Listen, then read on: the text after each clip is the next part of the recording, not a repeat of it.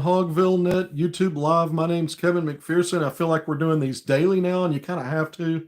It's portal season. Arkansas Razorbacks men's basketball team. Things have been quiet in terms of going players into the portal and maybe pulling some guys out of the portal. We know Big Z's in, so just kind of repeating what everyone already knows. There's not a whole lot of nuance to that, other than you're going to have to load up in the front line. So we're going to talk a little bit about some frontline guys first. But this will be an Intel loaded segment. I've got a lot of Intel on stuff today, and some of it's very much Arkansas Razorbacks related. Some of it you thought you would hope it would be, but it's about maybe some other teams, but it gives you more clarity on players Arkansas may not really have a shot at and how this stuff is working for other teams or not working for other teams. It's really interesting this time of year, every year, especially with all the amounts being thrown around. It's insane, the number of it. But once again, thank you for joining me on HogvilleNET YouTube Live. Kevin McPherson here, and let's just get right to it. We've talked a lot about on that front line. When we start talking needs, you got to get two. You got to get two, and I've been saying, not only do you need two bigs, at least one of those needs to be a guy that can throw his weight around, take up space, get on the glass, impact the physicality, set a tone at both ends with that. Arkansas needs at least one of those frontline guys to be that. And one of the names we've talked about that would fit the bill is 6'10", 240 Yaxel Lindborg out of Alabama, Birmingham. We know he's entered in the NBA draft. We've talked about the fact that he's got a lot of first-round projections for that. And we also know that Arkansas has been one of the schools to contact him. It's been pretty quiet. If you really pay attention out there, yeah, we'll talk retention here a little bit because I've got intel on retention. I've got intel on big guards and wings out of the portal. I got a bunch of it today, and you can decide how good how valuable it is. But I find it really good stuff. But Yaxel Lindborg, you really haven't heard much other than Arkansas has reached out to him in terms of the Razorbacks. So I've talked to two different sources today coming from two different angles on this. One of them is someone who's directly involved with his pro prospects. And when we talked earlier this morning, and he, first thing out of his mouth is, I think he's really going to concentrate on the pro process, on the NBA part of it. Well, that's his job, is to get him on board with that. But that was his take on it. He didn't even want to talk about the schools in the mix. Well, I've got another source who I talked to today, and I talk to frequently about players, including him, is that, look, even if that's the case, even if he ends up going NBA, the person I spoke to says the people he's talking to, so I'm getting it third hand, believe he's still going to make a college announcement as soon as the end of this week. And the most likely destination is Auburn at this point. Michigan's been involved. We know Michigan got Morris Johnson. Kentucky's been involved. Not so much Arkansas. But Auburn, with getting Keyshawn Hall, here's a team still playing in the tournament. And from everything I'm hearing in the background, they're really starting to rack up on some guys. We'll see if this is what happens. And it's an interesting dynamic. So Bruce Pearl's okay with maybe taking a commitment on a guy who's going to also focus on the draft process. When Arkansas got Nelly Davis, he wasn't a guy that was projected as a draft pick. He was invited to the G League Elite Camp, which is a part of it's the kind of the build up to the combine, and some of those elite camp guys get invited, the top performers, into the actual combine. But he even turned that down after he agreed with Arkansas on his NIL package, and publicly it got out that he was going to decline that G League Elite Camp invite. So with a guy like Lindborg, if he's really going to lock in on the NBA part of it, this is painful. If that's true, then and it's also true that he may commit to maybe Auburn by the end of the week, today, maybe Sunday, whatever. We'll see what plays out. Things change. Any team that's going to throw out big NIL money at a guy like this, which is what I expect, he's arguably the top player out there. Then that means Arkansas in a blink could maybe get in the picture here if they decided to be the highest bidder. But right now, the indications are Auburn. We'll see if that plays out to be true. But I've got one guy that's involved directly with his NBA stuff saying, I think he's really going to focus on this draft. Well, that's his job to make that happen. He's maybe wishing it out loud to make it come true. But then he may also be off the board to his school with a commitment. I think it's interesting. If a guy like this, I think you would want to have your NIL worked out and have him on board. And then if it doesn't work out and he decides to go pro, maybe you've got some other things in the works, which gets me to another name on the front line, Flory Badunga, who I haven't talked a lot about. Arkansas saw him twice this year at Kansas. 5-star freshman, saw him in the preseason, the exhibition game in October, saw him again in the NCAA tournament. He actually had a better game in Fayetteville in the exhibition game. You're glad not so much. Jonas Adu really dominated those bigs for Kansas. But an interesting story here. I've got some good source information, and you're saying, why are we talking about him if it's not Arkansas related? Because this gives you a picture of what's going on. And this will be a setup for when I talk about my intel on Arkansas retention from a separate source. A story like this may help inform you what's going on around college basketball, not just with Arkansas. But Flory Badunga, the 6'9" forward, again, a 5-star coming out of high school at Kansas last year. So I've got a really good source coming, and it comes from that staff, that coaching staff at Kansas. He got $400,000 NIL last year at Kansas. They doubled the offer for retention, so up to $800,000. And apparently, it got word back to that staff that he was off to the Midwest somewhere else in the Midwest, think Big Ten, and was having conversations about a $1.5 million offer to get in the portal. And apparently Bill Self traveled to meet with him to try to correct that and fix it. And he went in the portal anyway. So this just gives you an idea about, I mentioned the other day, I thought Arkansas's offer, I know Arkansas not only had interest in, but was going after Morris Johnson. And I told you guys, I thought the initial salvo for a frontline guy with another 5-star coming out of high school, played at Illinois last year, might be a little bit low. Not that it was awful, but it might be a little bit low. So you start hearing numbers, and you hear the thing on Badunga and Kansas struggling. Now, maybe there's something that gets worked out, and he gets out of the portal and goes back to Kansas. But, the idea is Indiana and maybe Auburn with the most momentum right now. So Auburn with Keyshawn Hall, who I go back to, you could say Arkansas lost that battle. I don't know, man. Based on my reporting and talking to the kid, he wants to be the man, and I don't know that Arkansas was promising that to him. I just don't. The NIL offer for him was strong if they got to that point. But they had that Zoom call, and I'm not sure that he didn't feel more comfortable going somewhere where they're basically replacing all their top production guys. Arkansas may or may not have that same scenario going on based on who they're still working to retain. So I think that was the biggest piece there. I don't know how much of a loss that was, and I'm not trying to sugarcoat it because we were talking about these things before we knew the announcement. I said guys like Lamar Wilkerson, who we're going to talk about. I've got intel on him and some others. Another big guard we haven't talked about that Arkansas has talked to. I'm going to get into that. But look, if Flory Badunga, however you pronounce his last name, and Yaxel Lindborg, I butcher these names, don't I? If they're both Auburn bound along with Keyshawn Hall, Pearl's probably locking up the number one portal class, and by a big distance. If he's getting those guys, everybody else is probably fighting for silver, right? For that silver medal, because he's got gold wrapped up. But we'll see. We'll see what happens. Things can change, but that was kind of the story, the little bit of intel on how that played out.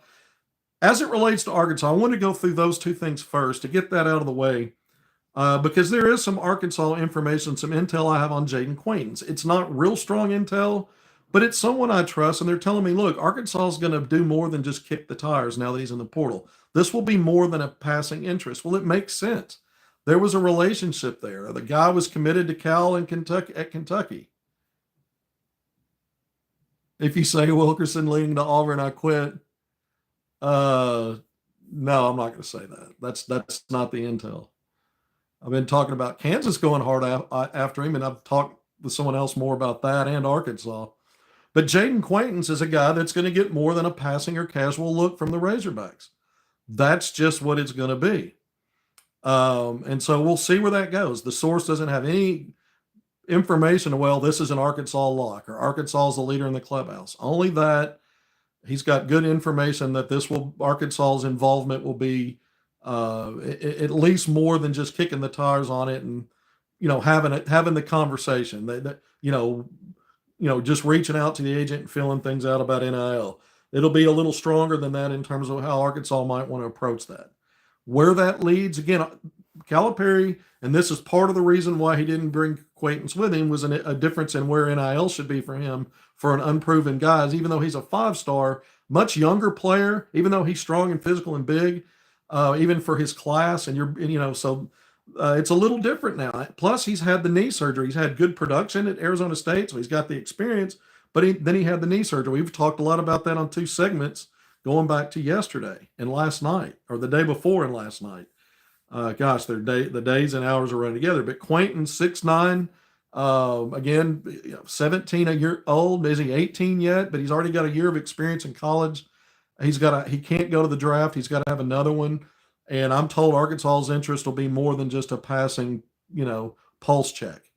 We'll see where it leads. There'll be evaluation on him, and Arkansas so far has been interesting to me. Some of the guys I hear the NIL money for seem strong. Guys like Nate Ament and Keyshawn Hall, if it got to the point where they could get on the same page about Hall's role, that's where the Arkansas got off. That stopped there. And Auburn, can offer a lot more in terms of here's what you'll be here, or what we think you'll be here.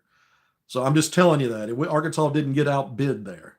If you hear that later, if we hear numbers from Auburn, and if it's more than what I was told Arkansas was offering, then I'll say, okay, Auburn did offer a little bit more there. But from everything I'm gathering, this is more about opportunity and what Arkansas is still trying to keep. There's other guys they're talking to that would fit the bill of a Keyshawn Hall. And we know Frontline is the biggest priority. That's why I was a little surprised, again, going back to Morris Johnson, that offer was maybe not as high as you'd like it to be. But keep an eye on the Jaden Quaintance situation. That's all I'm going to say there. We've run through a lot of names on Frontline guys that Arkansas has either contacted or you hope they might contact, or guys that are worthy. Quaintance is a crapshoot. I mean, I agree with that on some level. If you drill down on it more, I saw something somewhere saying, he had a partial tear. Well, it's still a tear. You still had a procedure. Usually, if it's a full reconstruction, it depends on what other ligaments around it were injured. You haven't heard MCL or some of these other ones that make it worse. It's the word we're getting from his dad, so take it with a grain of salt because we don't know for sure that Quaintance is ahead of schedule. It's a 6-month projection for him to be ready to get back to basketball-related activities. But then it becomes, then what is your progress? Every person's different on how they deal with an injury and how they recover from it and how ready they are to start back to 5-on-5 live contact. And then even after that, how long does it take them to get their wind and full conditioning back? And then how much are they favoring the knee? Do they have full confidence? A lot of that's mental at once the point you're actually medically cleared. So I've seen it play out so many different ways with players you don't know, which exactly makes it a crapshoot. You have to have a lot of confidence there. But I think the other thing is, let's say that you decide you want to add him to the front line. And let's say you go out and get another big. Let's say that you get Trevor and Brazil back, who we're going to talk about here in a little bit. And let's say you somehow talk to Duthero coming back. You don't have to be full go with him on day one. You would like that to be the case. But you're also not in a situation with a guy like Jonas Edu. We saw what happened there. But his situation, he sustained his deal right up at that happened later than what than this mid-March with Quaintance. His was a foot. This is a knee. I mean, there's differences there, but I get it. That you don't want to put all your eggs in that basket. I get it. All right, so let's move on to other things here. I'll just run through some of the names. Wouldn't you love to see Somptu Cyril get in the portal and maybe Arkansas have some interest there? We've been mentioning these, going through some of these same names. Malik Ewan out of Florida State, the big man Ade Mara out of UCLA. All these are 6'11", 7 foot, and Mara's K7'3". Vasar out of Arizona from Estonia, another big name out there, a priority kind of guy. Some of the other guys that we've talked about, just yesterday I was talking about Xavier Booker out of Michigan State, a former 5-star that really didn't scratch much as a Spartan the last 2 years. Quincy Ballard out of Wichita State, and Deshaun Jackson. So some other big names that are out there. Big man names that are out there. One that I was asked about yesterday, and I didn't talk about him. I said, because, he's coming out of TCU, former 5-star Ernest Ayude Jr., because I'd heard, he may be heavy leaning somewhere, and I couldn't remember where. Well, today he committed to Miami. So they got Malik Renew. Remember the Indiana transfer that had Arkansas on his Final 5 list and going back home to Miami? We talked about that yesterday. Well, Ude's heading there as well. So Miami's stocking up on that front line. But another name that I haven't brought up that intrigues me, he's not necessarily the kind of guy that Calipari has recruited in the past to the front line, but he's a little bit intriguing out of Davidson. There's no intel here, but I know like Kentucky's in on this guy, and there's some other schools that are on him. My handwriting's so bad and tiny here. Reed Bailey, 6'10", 230, 18.8 points per game, 6.1 rebounds, 3.8 assists. Not really a rim protector, but 47.7% from the field, 76.8% from the free throw line, and at 6'10", a 41.5% three-point shooter on a very low volume, 1.2 attempts per game. So he knocks down a three about every other game on those attempts. But the point is, he's a kind of guy, when you start thinking about that size and weight, that he rebounds better than a guy like Big Z did. He doesn't shoot with the same volume that Z did from three, but he's efficient. And it tells you that maybe you could work some stuff with him in two-man game out high, dribble handoff, screen game, because he's a threat to pop and knock down a shot. He's got height, and he averages 3-point assists per game, which tells you he can pass the ball. So if you were going out and getting one of those banging bruisers in the paint, what did I say? Arkansas needs two bigs. Both of them don't have to be that. So it's just intriguing to talk about the kind of guy that maybe could give you more what you envision maybe Z would round out doing, but he was so inept inside with physicality and securing rebounds, things like that. This guy's not a monster rebounder, 6.1 per game, but maybe a little bit better in terms of dealing with contact at both ends. I don't know. I look at this guy and some of his numbers, and it's just not the kind of guy typically that Calipari's recruited to the front line. But it's something I just thought I would come with and talk a little bit about today. Look, we're killing time.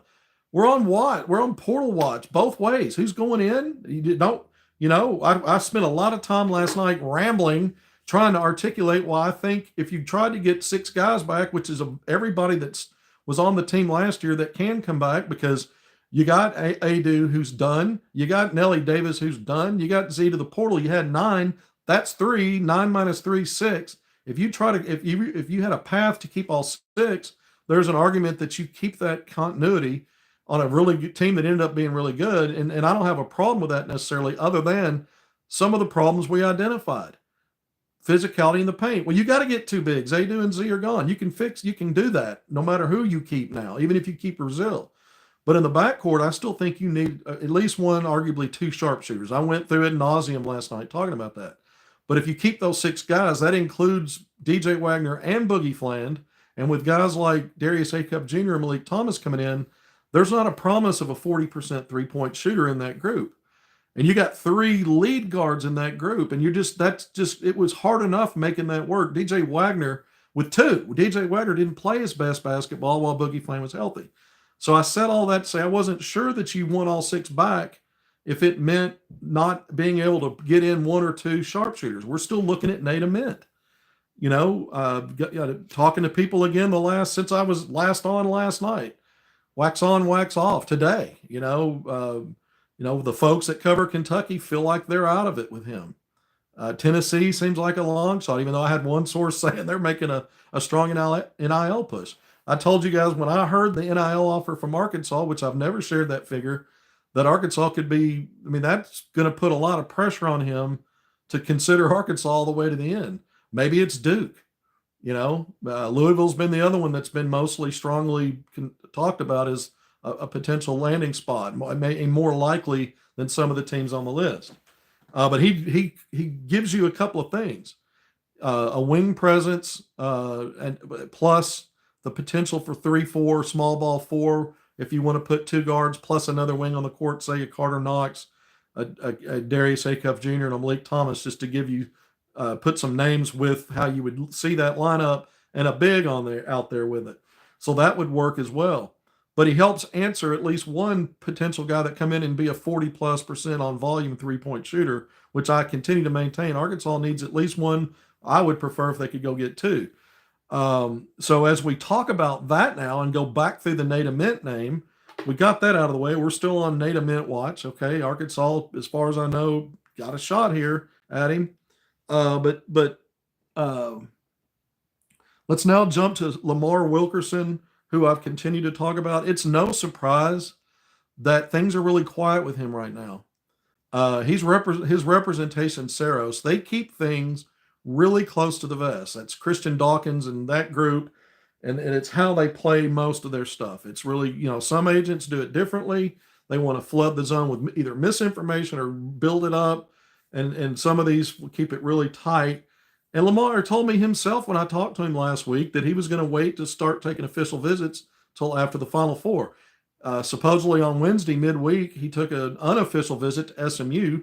We know Duke's in the mix, Louisville, Kentucky, Alabama, Arkansas. I've given source information saying it was felt like that Arkansas would be the leader in the clubhouse. And I always said, this could be a highest bidder thing, and NIL could be the separator with him in Arkansas because he's from Arkansas. He's an Ashdown kid, 6'5" guard. He was somebody's version of Conference USA. He wasn't the league's official version of that. We're going to talk about that guy here in a second. But 6'5" out of Ashdown, 20.5 points per game, 4 rebounds, 2 assists, a steal, and shooting 44.5% on nearly 8 threes attempts per game, 7.7. So I think, if you have any question marks about how serious Arkansas's recruitment is with him, don't have them. Don't. There was mutual interest. I gave you source information going back to mid-season. The kid told me it's always been his dream to be a Razorback. At the end of the day, money talks and everything else takes the bus. That's one of the things I like to say. I don't know where I got that. But that I've said that from day one. That would be the thing that could make a difference on why he doesn't end up at Arkansas. I've also come on here with source information telling you that Kansas is really pushing hard. Well, I got that again today. Another source says, man, but we had this conversation about Darren Peterson, the top player in the high school ranks, who's a 2 guard. His dad told me months ago that wherever he ended up at college, we now know it's Kansas. That was always the leader for Darren Peterson, that he wanted to go to a school where they're going to let him be on the ball and play the point in college. Well, I mean, we'll see about that. And there may be a case where you're saying, look, Lamar Wilkerson, you can play. We can have more than one 6'4" guy on the perimeter. You guys can interchange 2, 3. Peterson will play some at the point. He'll be on the ball some, and you'll get the benefit. You'll get the benefit. You'll be the beneficiary of his gravity as a ball handler, because defenses are going to scheme to stop him, and then you might get open looks. I mean, I can see the selling points for Kansas, even with Darren Peterson, because they're both, Peterson won't take all the shots. He's going to get his share of them. But Arkansas's got a lot to sell too, even with their retention guys. That's the difference. When we're looking at all these wings that Arkansas's talked to, and we'll talk more about that. When you look at 2 guard, you lost Nelly Davis. You really didn't have a 2 on this team. You had a combo guard and DJ that was very uncomfortable, it looked to me, on the court and how he fit in when Flan was healthy, running things. And you had Nelly at the 3. Wilkerson could come right in with the volume expectation, but a better 3-point shooter. So again, I say that is a need, and I say that there's not really any question marks about Arkansas's pursuit of him, other than there's intentionality from his agency and how Calipari does things of keeping it quiet. But that doesn't mean at the end of the day Arkansas is going to get him. I'm still where I was. Arkansas is the leader until NIL tells me differently, and Arkansas maybe has a stopping point somewhere. But a guy like him and what he brings to the table, I don't think it's a matter of how does the retention holding that up. I don't see it holding it up. Even if you can get Boogie Flan back, which I said last night, it doesn't seem like the best path for him and the most likely. The NBA is. But if that's a thing, you still got to figure out a way to get a shooter on that perimeter. Somebody that can be, a flamethrower and do it consistently. And Lamar checks that box. What tells me that Arkansas is serious about that is he's not the only name. Let's stay in Conference USA, because I'm going to break some news right here. Arkansas, as far as I'm concerned, I haven't seen anywhere. Arkansas has been working through the agent for Jaron Pierce Jr., the actual comments came out and caught my attention. Jaron Pierce Jr., the actual Conference USA Player of the Year, according to the league's awards, the official league awards, out of Jacksonville State, 6'5" senior guard, out of New Orleans, averaged, my handwriting's so tiny and bad, I keep saying that, 21.6 points per game, 5.5 rebounds, 3.8 assists, 42.4% from the field, 81% from the free throw line, and almost identical volume in 3-point attempts as Lamar Wilkerson, 7.6. Lamar's a 7.7. Jaron shot over 38% from three. So his efficiency, volume's the same, efficiency not quite as good as Lamar, but it's really good. I mean, on Arkansas, I said last night they need at least one guy, maybe two, that could bring volume and be a serious threat to be a 40% three-point shooter. Coming up from Jacksonville State and Conference USA, you don't know that he would even do 38%. But here's a big guard and a guy that Arkansas has been in contact with. Now, I talked to Jaron, and he told me, he said, look, I've talked, it started with Kentucky and Ole Miss out of the SEC that started through my agent, and then we set up Zoom calls, set up meetings. So he's done that already. He thinks that may still be in the works with Arkansas. I haven't talked to his agent, but he did tell me that Arkansas has been in touch with his agent to do that, to get something set up. It just hasn't been scheduled yet. So there could be a variety of reasons for that. But we now know there's another similar guy from similar size, similar statistically, out of the same league. Both of them were first team all Conference USA, all conference, Lamar Wilkerson and Jaron Pierce Jr. But there's another name for you that Arkansas apparently has interest in. I also talked today to Abdi Bashir Jr. We've talked a lot about him. 6'7" out of Monmouth, 20-plus points per game. Not a big rebounder, not a big assist guy at 6'7". Another wing, another 6'7" guy that could be a 3-4 combo maybe, but 20 points per game and a high-volume three-point shooter. And he also is at a 38% clip. I spoke with him today. And remember, the reporting that came out on him a few days ago was that Arkansas was looking to set up a Zoom with Arkansas. When I spoke with him today, he said, I haven't done the Zoom yet. He goes, I'm still working on that and getting that, I'm in the process of that.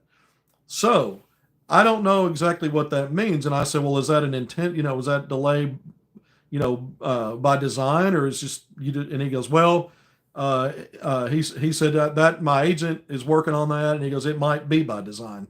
So that's as much as I got out of that, but that's intel for you. I've actually spoken to players at Arkansas's recruiting, as I've done throughout this.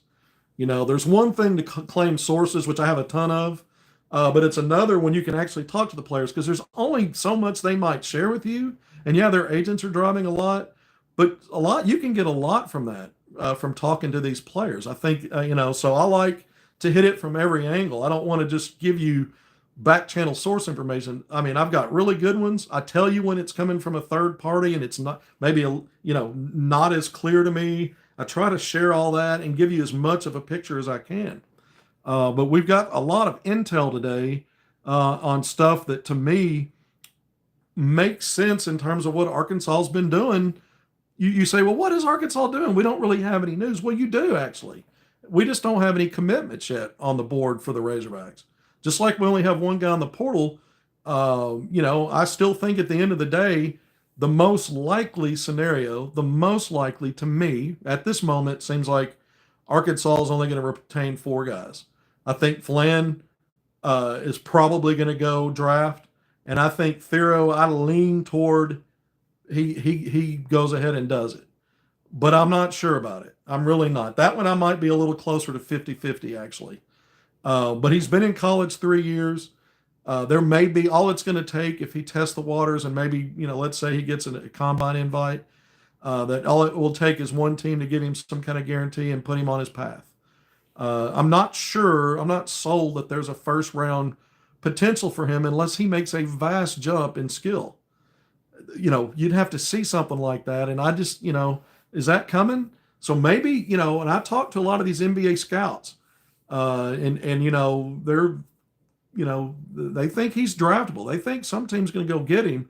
Then what can you work out there? If you're going to get drafted by a team, and this happens too, and they promise you a 2-way deal, you need to come back to Arkansas and make that NIL money. And if you get a back end or mid-second round grade, and a team says, we'll give you a 2-year guarantee and you'll get somewhere between 2.5 and 3 million, you could do pretty well in NIL for 1 year, bet on yourself one more time, and maybe you make some kind of leap skill-wise or do stuff that catches the eye and improves your draft stock in a year, and maybe you don't lose any ground from a second-round grade, so you'd be back to that anyway. I mean, I've talked about these things, but at the end of the day, I doubt Arkansas keeps both of those, Fland and Thero, and maybe neither one of them. But let's say you do get Thero, I think you still got to move heaven and earth. I say that, not heaven and earth, but you need to make a strong ass offer in the immortal words of Will Wade, who, by the way, Will Wade's also North Carolina State. They're also in on Jerron Pierce Jr. I'll throw that in there. But I think you need to make a really good offer to Trevor Brazile. Now, I've given you guys some inside intel on this as we've gone along, that he seems like a really strong candidate to be retained coming from his camp. You know, I've said that more than one, saying he would like to return. I then gave you the last one or two of these that we were on, the fact that talking to a couple of people in the NBA, they don't think he'd get drafted. Well, you know, that's probably true. And so now, then, what are your options? Come back to Arkansas. You spent 3 years here. Calipari helped you. You know, he and Kenny Payne or whatever the combo was, whispering to him to get him to be his best self. We saw that consistently. But at the same time, and here's the new intel. This is the next piece. I'm told Arkansas kind of came weak on their NIL raise for him. So there it is. I don't know if that's true or not. It sounds true from where it came from. So I mentioned when we talked Frontline, Morris Johnson, the offer didn't seem all that strong to me. I respect the fact that they have NIL valuation ranges and they want to stick to them. They did that last year, and they'll continue to do that. And I continue to say some of the offers I hear seem really good and surprise me, and then some of them I'm a little puzzled. Is that so? The intel is maybe the offer to Brazile is not as strong, is a bit of a weak opening salvo. And I just explained how Kansas played it with the guy they wanted to keep, and the guy went in the portal anyway. And they tried to salvage that, and he still went in the portal. Maybe they get him back. Maybe they figured out. But the point is, what could something like that trigger this with Trevor Brazile? Could he end up putting his name in the portal over something like that? Or if they, maybe the source, whatever information he got on the opening offer, maybe that's already been resolved or getting worked out, and it's even a little better than it was, and it's going to be just fine. I didn't come in here to scare everybody. I came here to tell you what I'm getting, and I don't share rumors. I don't do that. I really try to drill down on everything.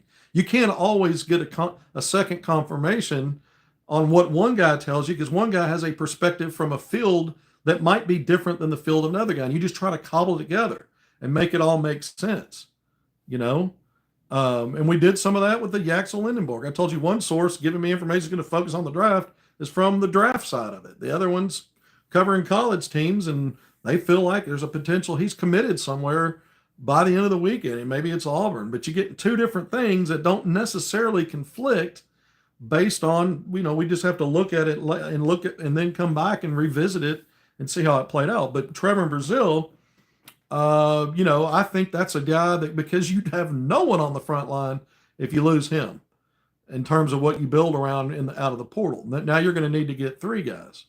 And I don't care if you keep all five other guys, including Boogie Fland and Adu Thero. If you lose Brazile out of that group, you got no answers in your front line with the guys you kept, other than we always said, Thero's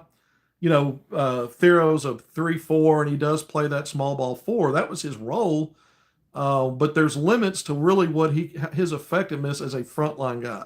You have to win matchups in certain ways with him as a bully ball downhill guy. But there's some trade off with that defensively at times, so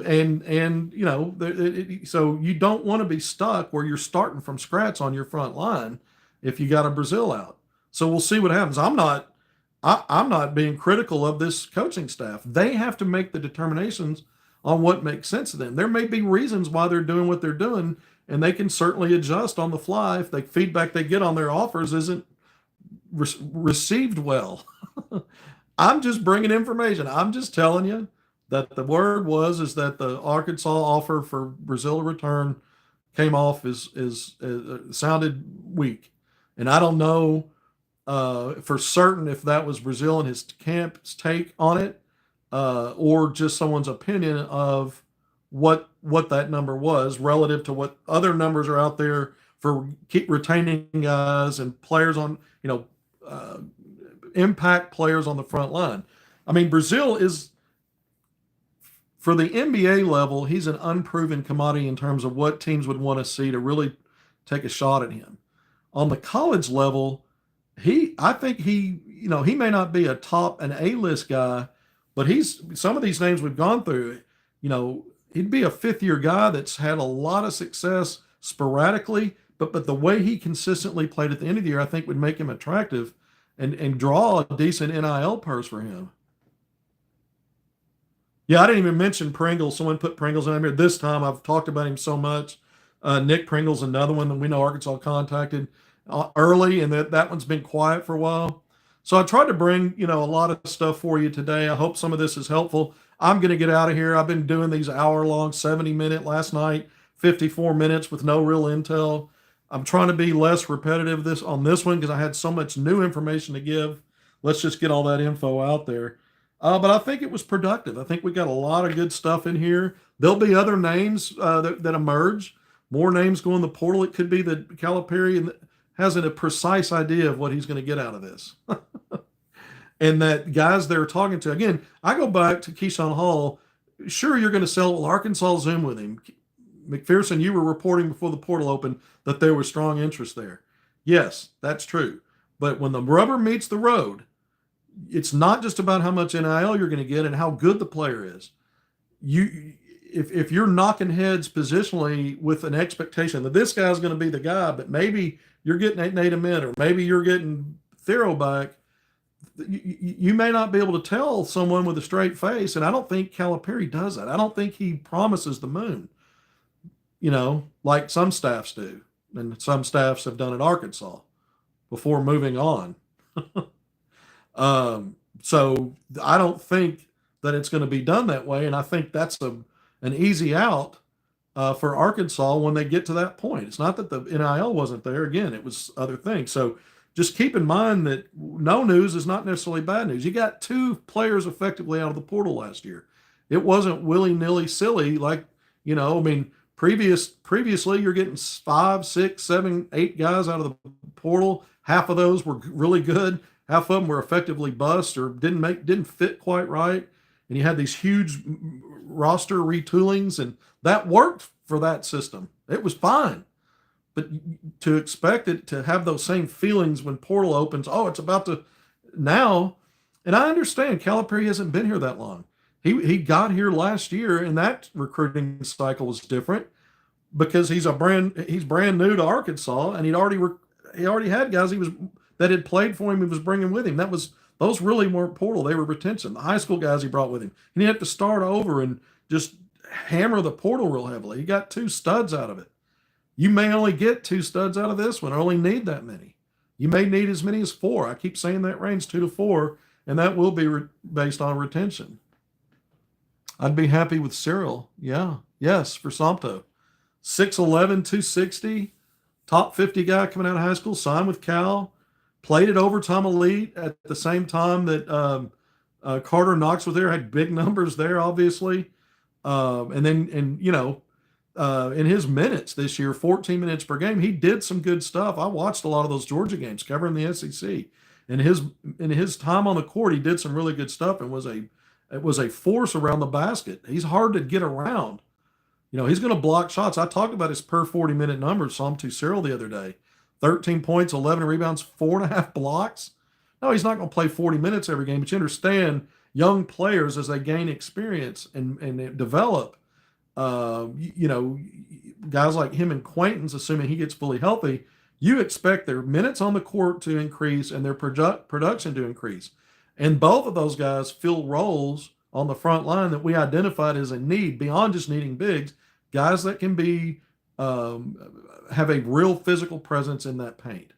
And both of those guys bring that. As far as I know, Cyril's not in the portal. There's just been a lot of talk that eventually he will. We'll see with that.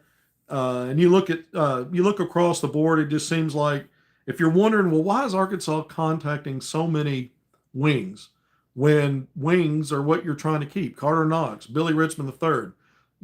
It's a stretch, but I still refer to Thero as a 3-4 combo and can be a 3 if you play a bigger lineup. I mean, so why?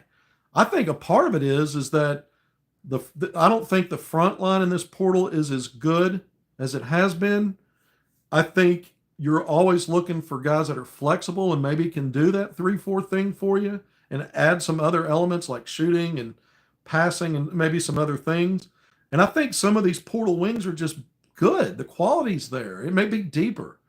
So you can't always look at, and so you want to cover your bases. If you're still figuring out retention, you're trying to cover bases there. So several things can be true at once. At the end of the day, I still go back to it. Beyond the obvious that Arkansas needs at least one stud on the front line. Calipari will probably get someone two that we could both consider A-list kind of guys.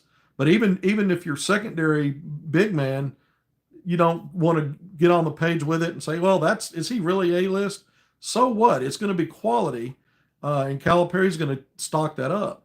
But the perimeter shooting is the one that I'm still sketchy on. I can see the names. We've been talking so much about Lamar Wilkerson. I just dropped another one very similar in Jerron Pierre Jr. But it shows you that the staff is, looking at guys, native men on the high school level that can fill it up, that can shoot. And when I keep throwing out high volume, high efficiency, because you saw the difference of what a Chaz Lanier who fits that bill. And it's not that all these guys are necessarily going to work out that way, but it doesn't matter what kind of offense you run. And I talked about that last night and used Isaiah Joe as an example. Well, let's use Chaz Lanier as an example. Tennessee's not the biggest floor spacing team in the world. A lot of hard cuts and off-ball screens and opposite side screening, and there's some ball domination that goes on there. It's not that they're selfish, but they're not like Kentucky. Does anybody think if Chaz Lanier had gone to Kentucky, where it's always 5 out basically, and they use a lot of guys, you don't think he would have put up numbers there and been efficient? So you really need to look at some of these guys that can change, not only because you need better 3-point shooting and a consistent presence there, but because how it impacts defenses for when we know Arkansas wants to drive. We know they got slashers. That would help that. So I understand why I think they need at least one, probably two guys that can maybe fit that bill, and that the guys they're bringing back and looking to retain, you just can't count on that from that group. Malik Thomas may be a guy that does just fine. But you talk about unproven. He hasn't done it at the college level yet, just the high school level. And we're talking about portal guys that have. All right, I'm not going to get to 45 minutes. I think 10 minutes ago I promised I was getting off of here, and I didn't do it. I just kind of wanted to loop around to some things and thread some things. Taylor Bowen off the board, by the way. He's gone. That was a guy that another frontline guy out of Florida State that came off the board today. There are some that are already off the board, and Arkansas fans start, we all, even when you cover the team, you're like, oh, when's Arkansas's turn? It's coming. Thanks for being here. HogvilleNET YouTube Live. Please hit subscribe, like, and share. Kevin had Boogie declaring first. I don't know if he'll declare first. I just think he's the most likely to declare out of he and Thero, and I think I still lean close to 50-50. I still lean that the NIL is going to have to be really strong, and you got to think about that before you don't spread it to others to maybe get him not to, and it may just well be worth it. I mean, he was the team's leading scorer, rebounder, leader in steals, all that stuff. Thanks for joining me on HogvilleNET YouTube Live. Again, the request, please hit subscribe, like, and share. Go ahead and do that. But thanks for being here. Until next time, and we'll break as soon as something breaks. I'll be right back on here, and we'll do this again. Thanks for being here.